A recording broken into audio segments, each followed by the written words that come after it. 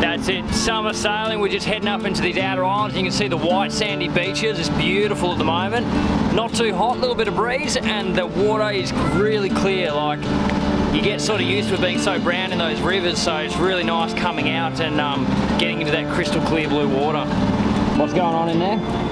Well, me and Isla are playing poo noise and then kick some off in clothes to wake me up. Yeah. What a beautiful day. Have you had a good trip so far, Hallie? Yeah. Since we left Fremantle? Yeah. It's nearly 2 years ago, darling. Yeah, I still had a nice time sailing. Well, an awesome time. That's good. Much. I just really want to, because we haven't seen our family in a long time. Yeah. So that's why, yeah. Yeah. Time to go see him. Yeah. I tell you what, you'll bloody clean up for Christmas this year, darling. But I hope Santa gives me some presents. I think so. These poor girls have been pretty deprived, you know. I mean, it's been an awesome trip, but the boat's getting a bit dilapidated. All our clothes are worn through. You know, we're eating a lot of Weet Bix, put it that way. The food's running out, and I think we've got to go. So you can only, we've got a lot out of it. We haven't done everything, but you can only do what you can do. If 3 months is all we get, that's all we get. And it's, you know, damn sight longer than most people. So. And even we've pretty much just been having Weet Bix for breakfast now. Well, Weet Bix for breakfast. We had Weet Bix for lunch as well. Yeah. Yeah, we're not too far from Columbaroo, so we'll resupply there and got enough food to make it there. We'll still try and see a couple of waterfalls before we go though. Because, you know, we do still have to sail through the Kimberley to get there. Happy with that, chicken? Yeah. Yep, home for Christy. I'm happy with that. Alright, I'm really trying to catch up, so I'm just going to knock all this footage out, so at least they're up on record and we can start catching up and getting onto the new stuff, because all this footage is about a year old. So where we are right now is I'm sailing through the Kimberley with my daughters, and we've been in there for about 2.5 months, and we're trying to get out of the Prince region, and there's a series of islands that we stopped at, and there was just quick day hops and things like that as we're trying to make our way up through to Darwin before all our supplies run out. There is actually a little passage that we could take right in between these islands, but it's pretty tight and it's not that far around. Satellite images look good, but just a little unnecessary, I think, for our needs. We're just going to go around. This countryside is just spectacular. The trees are getting bigger, the water's blue, the sand's white. Unbelievable. All right, I'm being cheeky now. We are going to take that shortcut. It's pretty narrow, but these islands are amazing. I've got to get a better look. What do you think, chicken? Can we pull it off? It looks good on the sat images. But you just never know.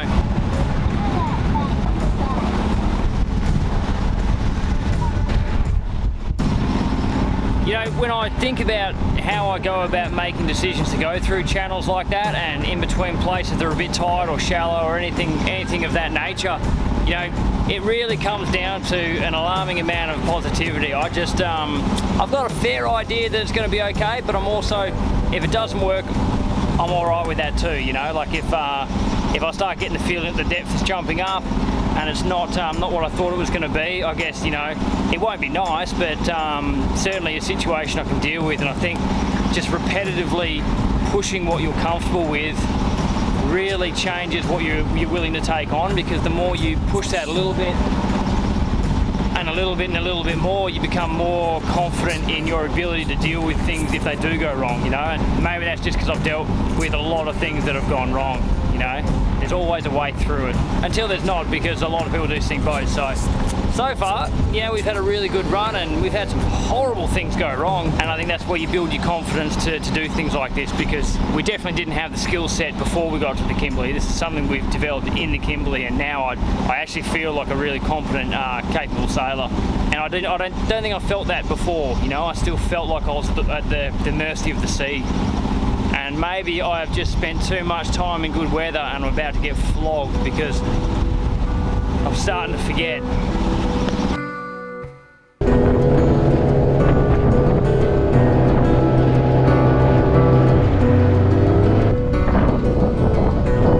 There's that rock wall.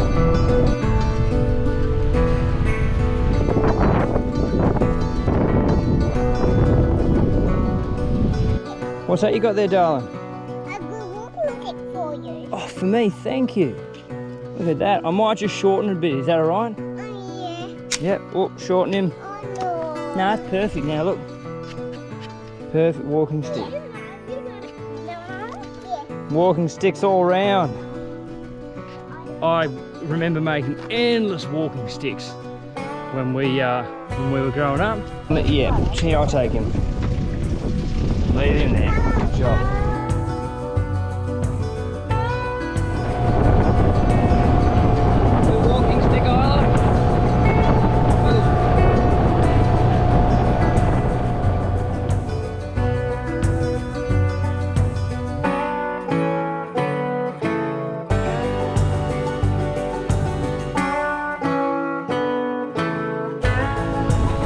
Got my sunnies, girls.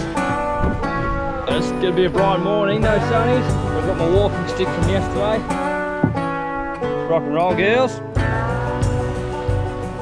The point that I'm really trying to get across with this video in particular, and how far into the trip we were, is just how long we were out there for. We were out there for days and days, and when I think about it, it was just such a long time to be away from civilization and society.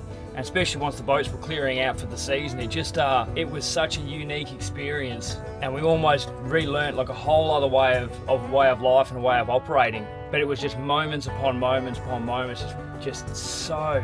I think that's what made the trip so impactful, was just the sheer volume of these moments that we shared out there.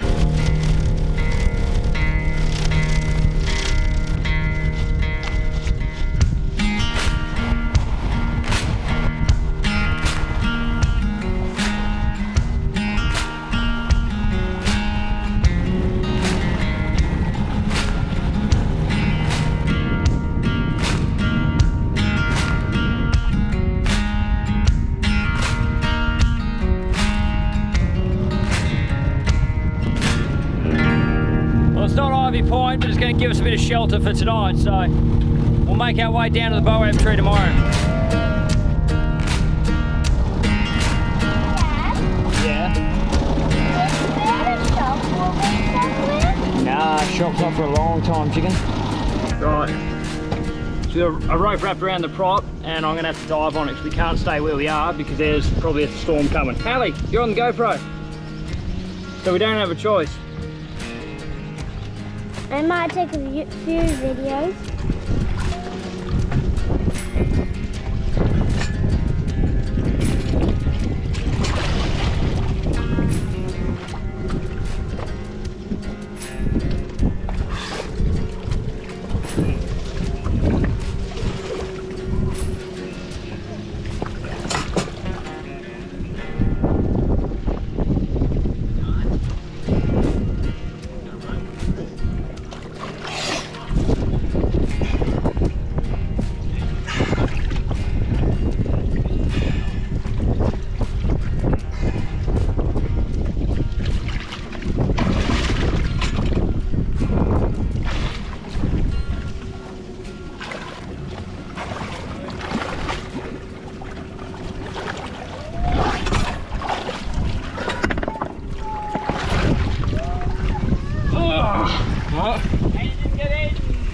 Didn't get eaten, so that's a bonus. And the prop was pretty good, there wasn't much on it, eh? Yeah, nice. I couldn't bloody see anything though, it wasn't even worth looking around for a croc because I wouldn't have seen it. So what just happened then was I just had to jump in the water for a swim because we reversed back on the anchor. Well, we were drifting back on the anchor. I thought Hallie had the boat in gear, but she had it in reverse. So we reversed back over the anchor, and somehow I've got a line with a float attached to the front of my anchor in case I get snagged on something. I can pull the anchor out by the top. That got wrapped around the prop somehow, which I've sort of worked out. So yeah, I threw my spare anchor out, and that just at least stopped us where we were, but we couldn't stay where we are because I couldn't pull the other anchor up because it was still attached to the prop. So I had to dive because right behind us we've got a whopping storm coming in and there's no other option. Like, we need to be really secure tonight. So fortunately it's only 2 meters below us. We just really didn't have a choice. We had to get that prop unfouled, especially if we get hit by a storm and don't have a motor. There was just, yeah, straight away I knew there was no other option. I was getting in the water and I definitely wanted to do it before dark, so I just jump straight in and cut it free. So we've got the anchor down now. We can put all our rope and chain out, and I'd say we'll get ready for a violation tonight because that is looking pretty aggressive. It's really close too, so I'll check on the... Is the inverter still on? God damn it. No. I'll check on the weather and check on the satellite images, but I'd put money on we're getting hit tonight, and I'd say it's going to come straight around this corner right there. Yeah, these summer squalls really were no joke, and it left us with no other option than for me to jump in the water. And sometimes that's just how things go, and you know, there's an associated risk with just about everything you do. It just depends how you frame it in your mind, and I think that there's inherent risk in everything. So a lot of the things I do are very predictable and controllable. I think there's so much risk in day-to-day life that people very happily accept without a second thought. And in this case, it just involved me jumping in some water quickly. You know, there's dangers in everything we do. All right, we're hopping really frequently, and that's what a lot of the trip has been through the Kimberley. It's just hopping small sail, small sail, small sail. Yeah, well, you work the tides and you work the currents. So we're going to take the incoming, the last of the incoming, get out of this bay and go down to see the great big Boab tree where the pearl luggers have carved a few inscribings in, and check that out. And then hopefully by then the wind will be in and we'll be able to sail and take the outgoing with the breeze around and start looking at trying to get towards the Hunter River. But I'm still debating whether we actually go up the Hunter or not, because our solar's not working, our fridge is not working, we've got very little food, and we've also got very little fuel. And we're still a long way from Darwin, so it's getting pretty close to me calling it. It's already been nearly 3 months that we've been in the Kimberley, and I just think we're starting to get a bit close to the line. Weather's changing as well. Sooner or later, push is going to come to shove, and I'm going to have to make that call and start making for Columbaroo. So once we get there, we can get supplies, and so we'll see how we go anyway.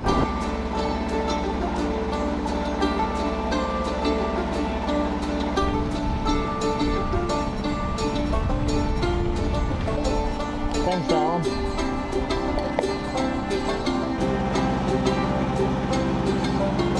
What a legend. As much as it hurts my heart that I'm eating grains and wheat bix and brown sugar as well on top of that, you know, I thrive on steak and eggs every day, steak and eggs. But I do appreciate how they make me breakfast. It's really nice to get a bit of help on the boat. If I can teach her to sail, in 3 years she'll be 10. So if I can teach her to sail in that 3 years, or at least be proficient enough to really take on a lot of jobs, like, what 10-year-old knows how to sail around Australia? I don't think there's many.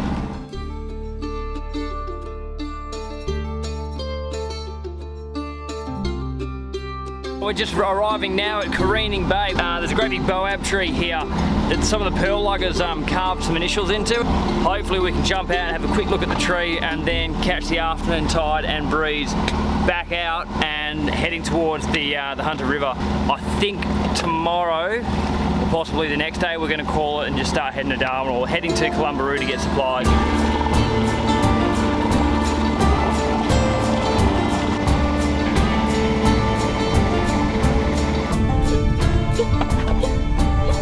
Good job, thanks again.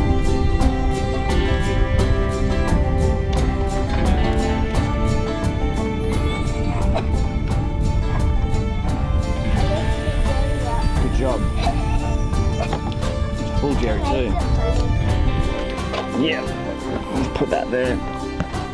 Hallie, just give us a second so you don't bloody snap my arm off. Damn. Good job.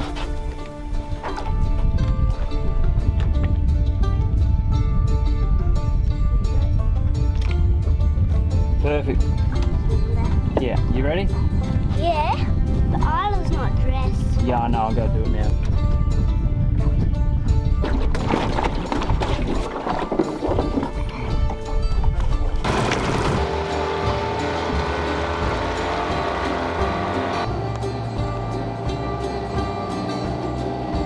Wow. See all those different types of trees, girls? There's gum trees right on the beach, Boab trees, pandanus, and then you've got all these cycads. I haven't seen cycads anywhere through the Kimberley yet. This is the first time we've seen cycads on the islands, and there's such a different range of trees in some of these spots, and it blends in, and it's just totally different and quite lush. So there's got to be some fresh water here, but I've got to get these kids in and put the anchor down because we're getting washed up on shore. We'll get a better look. I can't believe the gum trees on the beach. Can you check it out? Yeah, and even monkeys asleep. Monkeys asleep? Monkey sleeps with their eyeballs open. Oh, that's crazy. Okay, let's do it. Hop out, Hallie.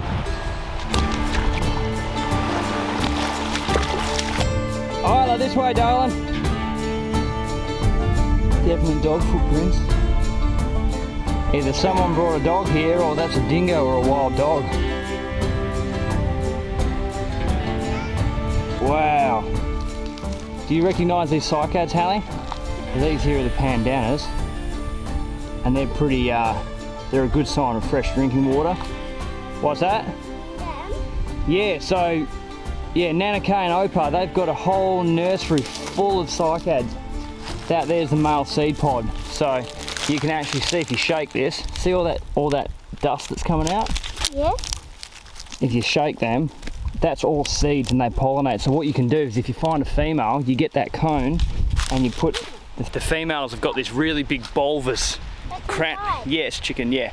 They've got this really big bulbous sort of basketball sized thing on the top of them, and you can put those cones on top of the female.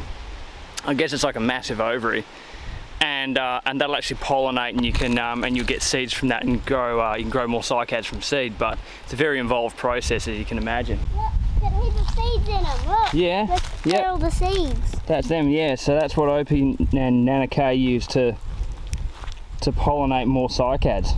Mm. I'm about to see the flowers and touch the flowers. You want to touch the flowers? Yeah. The flowers for you. The pink flowers. That's the Boab tree. Ants. Ants, yeah, maybe leaving. It's probably got a bit of honey in it. Oh, that's why the ants are eating it.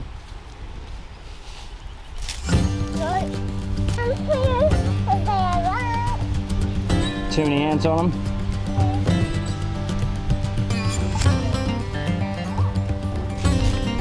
And that's the Boab tree. I thought it'd be a bit bigger too, chicken.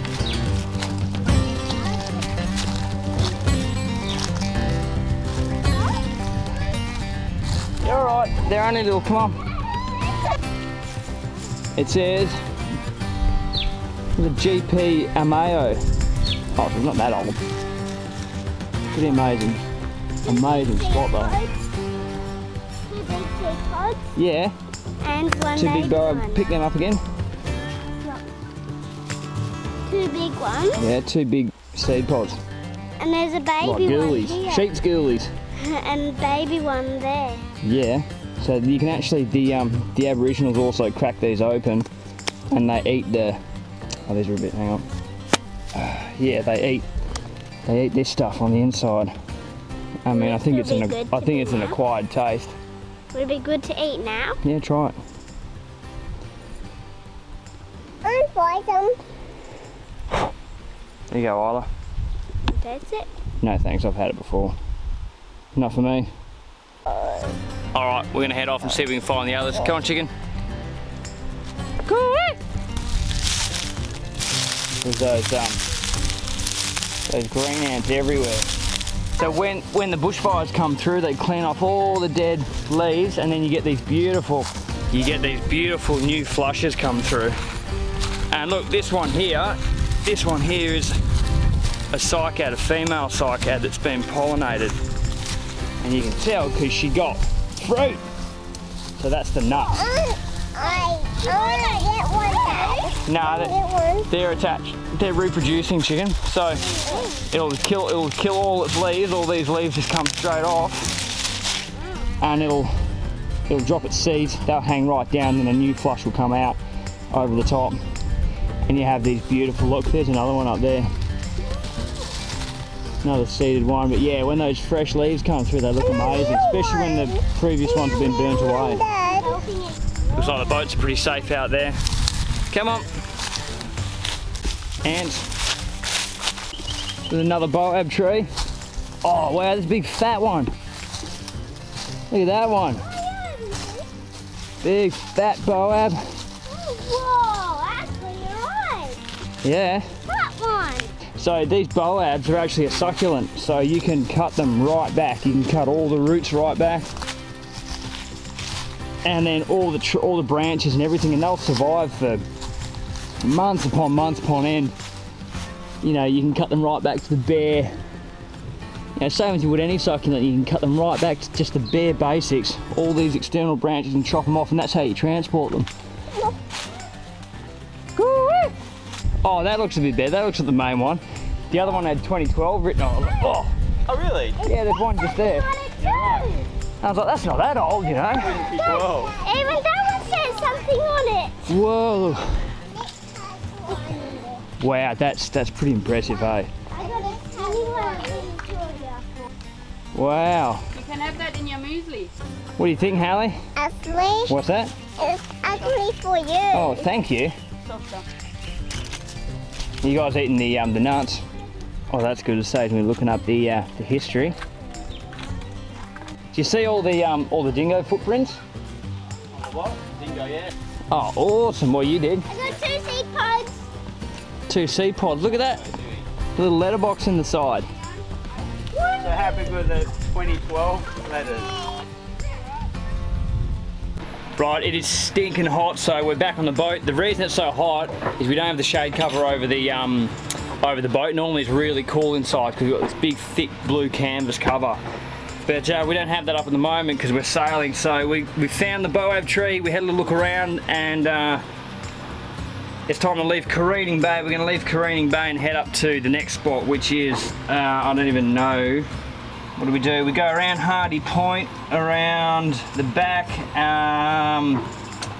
Cape Torrens. It's just a bay, it's an unsurveyed bay. Yeah, this is like another sail to the next bloody joint. I don't even know. I started getting pretty lost as to where all this was happening, but we're trying to get down to the Hunter River, and there was an unmarked spot right down the bottom that we wanted to anchor up in. So it was a bit of hopping and a bit of navigating to get there, but you know, just a lot of big days, and I was getting so tired.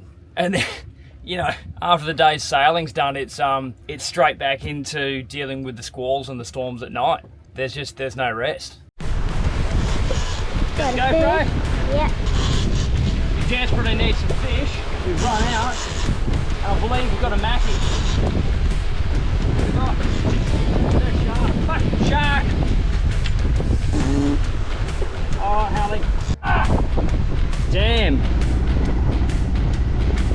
I just tried to tack and my sheet got caught underneath some stainless that I've got sitting on the side. So I ran up to try and untangle it, and the sails pulled the rope and pulled my hand at the end of the stainless. So I guess we'll chalk that up to another bloody injury on the sailing journey, but we've left the bay. We're heading up to our next spot, and we're just gonna have to try and tack our way up. I just saw the rod and it looked like we're going to fish or something, so I think we're going to fish. And Dad's just throwing it in. It's flipping around, it's coming in sideways. I don't think that's a shark, Dad. No, waves is never really broken. That's pretty much our only rope on the whole boat. Hope so, looks like it. Woo! That's how bad I hoisted up on my own. It's not a shark, you get Yeah, it's just kind of looks like a shark.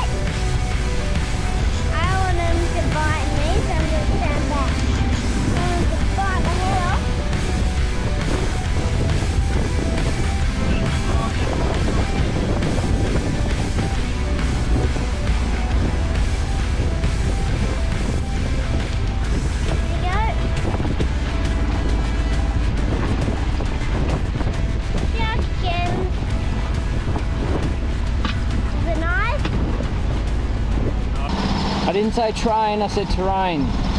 Train. I think it'd be a bit shallow in there, I'm afraid. Whoa, that little secret spot. Yeah. Wow. Little secret beach. That'll be amazing to check out. I think I see a cave too. I think I see a cave, Hallie. Woo! I think there's a secret spot behind that island there. Secret spot behind there, yeah.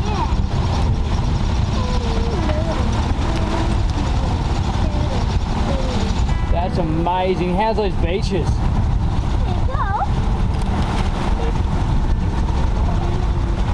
Yeah, if you had a good southwesterly, that'd be beautiful, but we have a northwesterly, and that's going to go straight in this placker.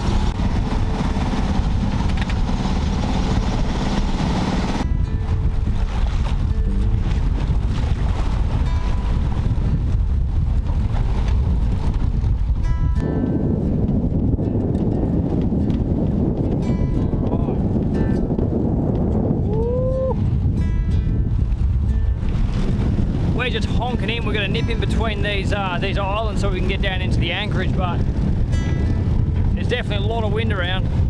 Good thing it's in a good direction.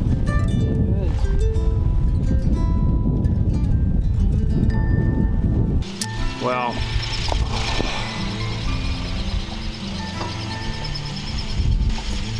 we're here. We made it. Anchor's down. We're in very little water, but neap, so not too much to worry about. And we're going to have ourselves a Mackie curry for dinner, but I've been sailing all day, including, you know, getting to see that Boab tree, taking the kids, putting them back on, and I'm stuffed. But we're in a decent spot. It's pretty unprotected from where the wind's coming from, but we're anticipating this thunderstorm coming through, so that's going to bring some easterlies with it, and that should mean that we are very well protected. The anchor held really well. Like, I dropped it down and it just ripped in, you know, like those Rockners are just, they're so good. I only had probably 20 metres of chain out and I felt it just hook straight in and not budge at all. It reefed the whole front of the boat around. Can you do it? Yes, just give me a second. So safe to say we're not going anywhere tonight. In the morning we'll go check out some rock art. But the place is a little bit uninspiring, so we're going to go further down where the elevation's higher, and I was really ready to pull the pin, but potentially, you know, we'll see what these guys' schedule is like. You know, they want to spend a bit of time in the Hunter River, and it's possible we could do that, go to Biggie Island, out to Prudhoe, spend a bit of time there, and then I'd think probably start moving a bit quicker to get to Clumbaroo. You know, as long as we've got enough time to get to Darwin. It may end up being that I just sail straight from Cape Londonderry straight across the Gulf to Darwin, which could save me a lot of time. Huge amount of time, actually. We'll see. I need to sleep and I need to have a think.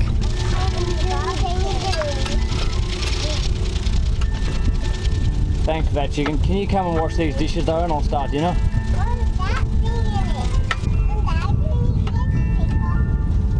Yeah. How about we turn it on?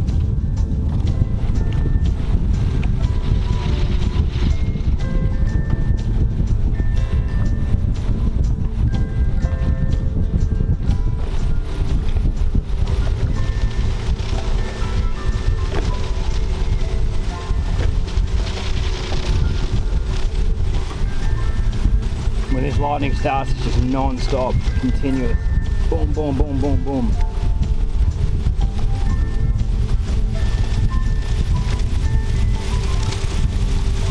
Well, the wind came in and we're tucked away. I managed to get a couple hours sleep before it did.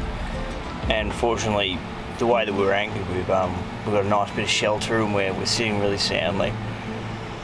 There's a fair bit of lightning outside and the wind's pretty strong, but the wind generator's actually working. We've got power coming in, we've got rain, lightning, it's good. But yeah, it's good to get a couple hours sleep before this, because I'll be up a little while now. It took forever to get Isla to go to sleep.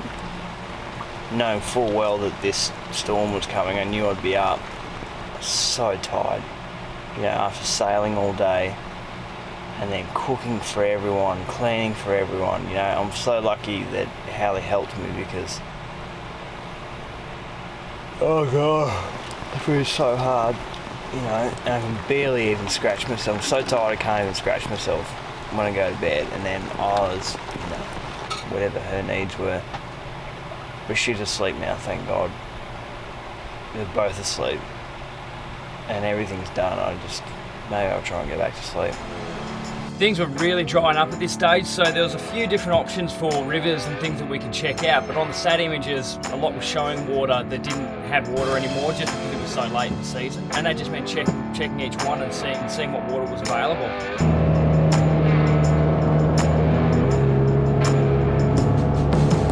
Oh, big old rock, Hallie! Bommy! Oh! Good thing I whipped that up just in time. Big Rock Toyota. Big Rock Toyotas, it's just this Toyota dealer up in Kalamunda where I grew up. They had a big rock out the front. Whoa!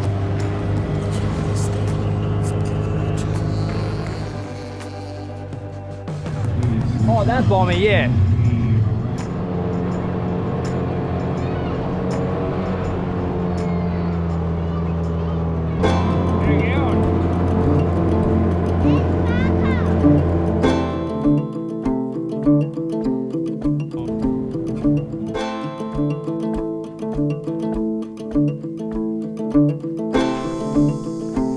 Yeah. Look at that kangaroo poos. I think there's no doubt this definitely at one point would have been, or would be, an awesome source of fresh water. Dad, did you hear that? A bit later, a bit early. Yeah. The riverbed is the bottom of the river. This is where all the water rushes through. What a spot.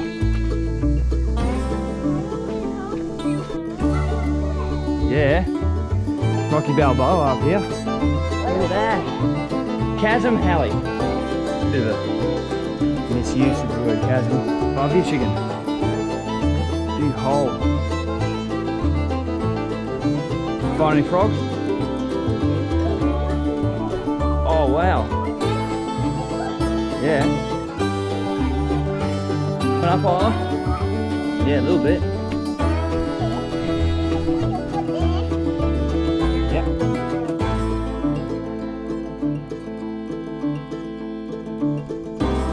What have you found, Isla? Found anything cool? Oh, it is a bird nest. Wow. Perfect. So that river system was all dried up. We've jumped back in the tinnies and we weren't in the place that we thought we were going to be. So we're going to head up this other estuary and go to the place that we originally intended in the first place. And hopefully we've still got enough tide on our side. I can see it's just starting to come out now. Is that a croc? Nah, stick. It's just the old croc stick. Crocodile, right there. Just popped his head up. Honestly, like, these crocs are so damn temperamental.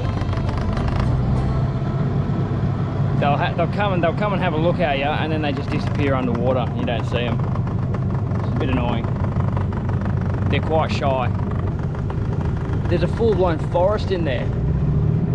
And these mangroves must be 15 metres high. Actual forest back there.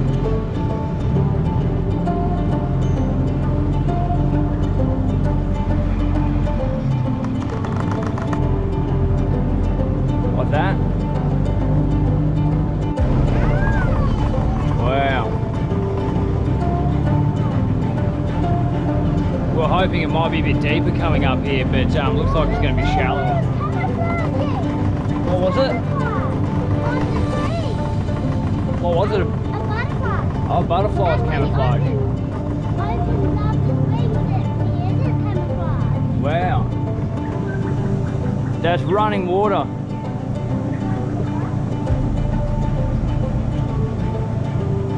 I reckon that's fresh too. Well, that's running water, but we can't stay here because we'll end up drying out. The tide's on the way out already. but I'll chuck the drone up so we can find, because there's huge elevation behind there.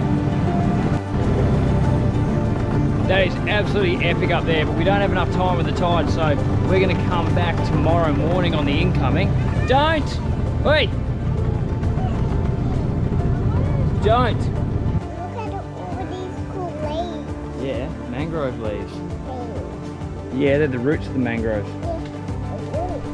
Hey? Cool, with the shade up ahead. Ow!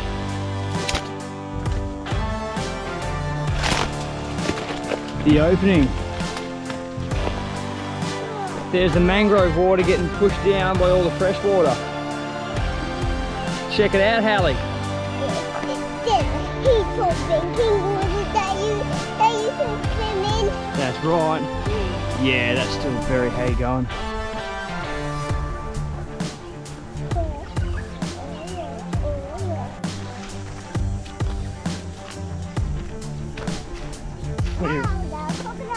Now the crocodiles can't get us from that crocodile water.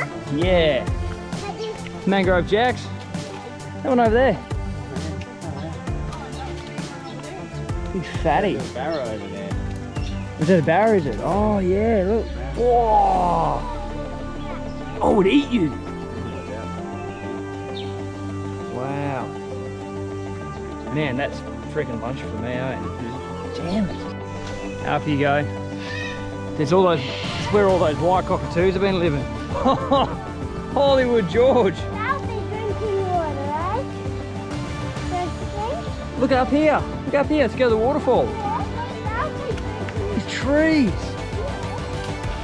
Oh, look at that giant Look at the ferns covering the trees, Hallie. one. Look at that giant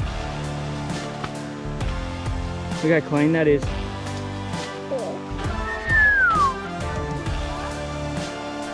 Oh, look at this little waterfall up here. Oh yeah.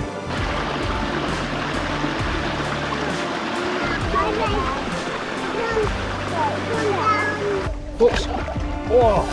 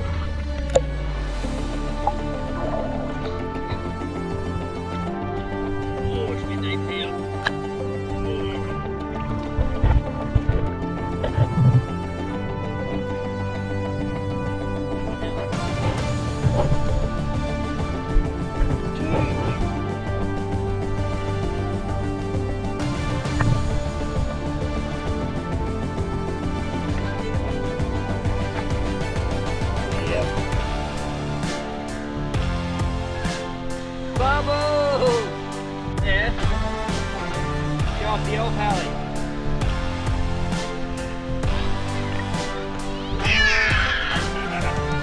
That's amazing.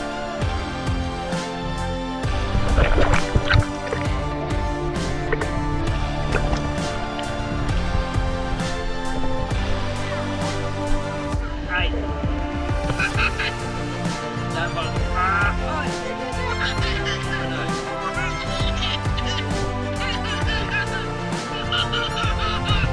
That hurt. Far out. How bloody long was that episode? It's like I'm trying to shorten them as much as I can to fit as much in, but it's still like 40 odd minutes. Man, there was such a good time in the Kimberley, and looking back on some of the stuff, like I can't believe I even do half the things that, you know, me and the kids have done together, but, you know, that's why it's awesome having these videos, and we can look back on them. So anyway, I'll start putting together the next one and try and wrap this freaking Kimberley trip up to start the return journey, and all the stuff we did on the way back. So anyway, hope you enjoyed. Subscribe, buy some coffee too, saltyjocks.com.au.